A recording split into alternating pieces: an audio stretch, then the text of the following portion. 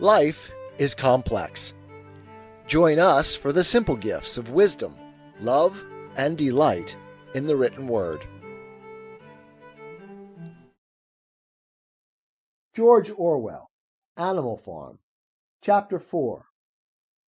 By the late summer, the news of what had happened on Animal Farm had spread across half the county. Every day, Snowball and Napoleon sent out flights of pigeons, whose instructions were to mingle with the animals on neighboring farms, tell them the story of the rebellion, and teach them the tune of Beasts of England. Most of this time Mr. Jones had spent sitting in the tap room of the Red Lion at Willingdon, complaining to anyone who would listen of the monstrous injustice he had suffered in being turned out of his property by a pack of good-for-nothing animals. The other farmers sympathized in principle, but they did not at first give him much help. At heart, each of them was secretly wondering whether he could not somehow turn Jones's misfortune to his own advantage. It was lucky that the owners of the two farms which adjoined Animal Farm were on permanently bad terms. One of them, which was named Foxwood, was a large, neglected, old-fashioned farm, much overgrown by woodland, with all its pastures worn out, and its hedges in a disgraceful condition. Its owner, Mr. Pilkington, was an easy-going gentleman farmer who spent most of his time in fishing or hunting according to the season. The other farm, which was called Pinchfield, was smaller and better kept. Its owner was a Mr. Frederick, a tough, shrewd man, perpetually involved in lawsuits, and with a name for driving hard bargains. These two disliked each other so much that it was difficult for them to come to any agreement, even in defense of their own interests. Nevertheless, they were both thoroughly frightened by the rebellion on Animal Farm, and very anxious to prevent their own animals from learning too much about it. At first they pretended to laugh to scorn the idea of animals managing a farm for themselves. The whole thing would be over in a fortnight, they said. They put it about that the animals on the Manor Farm, they insisted on calling it the Manor Farm, they would not tolerate the name Animal Farm, were perpetually fighting among themselves, and were also rapidly starving to death. When time passed, and the animals had evidently not starved to death, Frederick and Pilkington changed their tune, and began to talk of the terrible wickedness that now flourished on Animal Farm. It was given out that the animals there practiced cannibalism, tortured one another with red-hot horseshoes, and had their females in common. This was what came of rebelling against the laws of nature, Frederick and Pilkington said. However, these stories were never fully believed. Rumors of a wonderful farm, where the human beings had been turned out, and the animals managed their own affairs, continued to circulate in vague and distorted forms.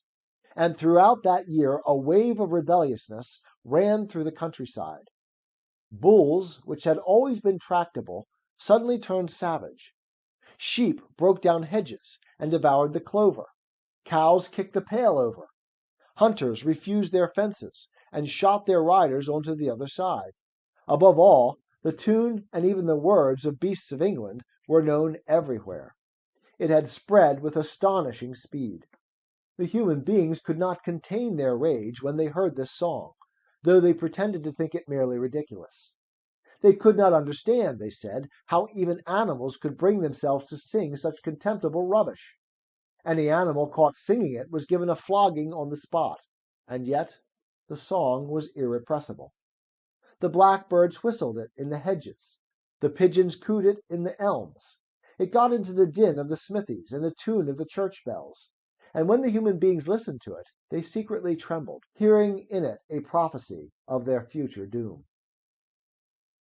Early in October, when the corn was cut and stacked, and some of it was already threshed, a flight of pigeons came whirling through the air, and alighted in the yard of Animal Farm in the wildest excitement. Jones and all his men, with half a dozen others from Foxwood and Pinchfield, had entered the 5-barred gate and were coming up the cart track that led to the farm. They were all carrying sticks, except Jones, who was marching ahead with a gun in his hands. Obviously, they were going to attempt the recapture of the farm. This had long been expected, and all preparations had been made. Snowball, who had studied in an old book of Julius Caesar's campaigns which he had found in the farmhouse, was in charge of the defensive operations. He gave his orders quickly, and in a couple of minutes every animal was at his post. As the human beings approached the farm buildings, Snowball launched his first attack. All the pigeons, to the number of 35, flew to and fro over the men's heads and muted upon them from mid-air. And while the men were dealing with this, the geese, who had been hiding behind the hedge, rushed out and pecked viciously at the calves of their legs. However, this was only a light skirmishing maneuver, intended to create a little disorder, and the men easily drove the geese off with their sticks. Snowball now launched his second line of attack. Muriel, Benjamin, and all the sheep, with Snowball at the head of them, rushed forward and prodded and butted the men from every side, while Benjamin turned around and lashed at them with his small hoofs. But once again the men, with their sticks and their hobnailed boots, were too strong for them, and suddenly, at a squeal from Snowball, which was the signal for retreat, all the animals turned and fled through the gateway into the yard. The men gave a shout of triumph. They saw, as they imagined, their enemies in flight, and they rushed after them in disorder. This was just what Snowball had intended. As soon as they were well inside the yard, the 3 horses, the 3 cows, and the rest of the pigs, who had been lying in ambush in the cowshed, suddenly emerged in their rear, cutting them off. Snowball now gave the signal for the charge. He himself dashed straight for Jones. Jones saw him coming, raised his gun, and fired. The pellets scored bloody streaks along Snowball's back, and a sheep dropped dead. Without halting for an instant, Snowball flung his 15-stone against Jones's legs. Jones was hurled into a pile of dung, and his gun flew out of his hands. But the most terrifying spectacle of all was Boxer, rearing up on his hind legs and striking out with his great iron-shod hoofs like a stallion. His very first blow took a stable lad from Foxwood on the skull and stretched him lifeless in the mud. At the sight, several men dropped their sticks and tried to run. Panic overtook them, and the next moment all the animals together were chasing them round and round the yard. They were gored, kicked, bitten, trampled on. There was not an animal on the farm that did not take vengeance on them after his own fashion. Even the cat suddenly leapt off a roof onto a cowman's shoulders and sank her claws in his neck, at which he yelled horribly. At a moment when the opening was clear, the men were glad enough to rush out of the yard and make a bolt for the main road. And so, within 5 minutes of their invasion, they were in ignominious retreat by the same way as they had come, with a flock of geese hissing after them and pecking at their calves all the way. All the men were gone, except one. Back in the yard, Boxer was pawing with his hoof at the stable lad, who lay face down in the mud, trying to turn him over. The boy did not stir. "He is dead," said Boxer sorrowfully. "I had no intention of doing that. I forgot that I was wearing iron shoes. Who will believe that I did not do this on purpose?"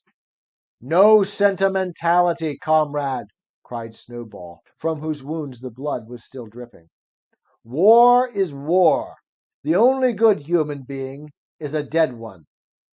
"I have no wish to take life, not even human life," repeated Boxer, and his eyes were full of tears. "Where is Molly?" exclaimed somebody. Molly, in fact, was missing. For a moment there was great alarm. It was feared that the men might have harmed her in some way, or even carried her off with them. In the end, however, she was found hiding in her stall with her head buried among the hay in the manger. She had taken to flight as soon as the gun went off, and when the others came back from looking for her, it was to find that the stable lad, who in fact was only stunned, had already recovered and made off. The animals had now reassembled in the wildest excitement, each recounting his own exploits in the battle at the top of his voice. An impromptu celebration of the victory was held immediately. The flag was run up, and Beasts of England was sung a number of times. Then the sheep who had been killed was given a solemn funeral, a hawthorn bush being planted on her grave. At the graveside Snowball made a little speech, emphasizing the need for all animals to be ready to die for Animal Farm, if need be. The animals decided unanimously to create a military decoration, Animal Hero First Class, which was conferred there and then on Snowball and Boxer. It consisted of a brass medal. They were really some old horse brasses, which had been found in the harness room, to be worn on Sundays and holidays. There was also Animal Hero Second Class, which was conferred posthumously on the dead sheep. There was much discussion as to what the battle should be called. In the end, it was named the Battle of the Cowshed, since that was where the ambush had been sprung. Mr. Jones's gun had been found lying in the mud, and it was known that there was a supply of cartridges in the farmhouse. It was decided to set the gun up at the foot of the flagstaff, like a piece of artillery, and to fire it twice a year, once on October the 12th, the anniversary of the Battle of the Cowshed, and once on Midsummer Day, the anniversary of the rebellion. 'Tis the gift to be simple. 'Tis the gift to be free.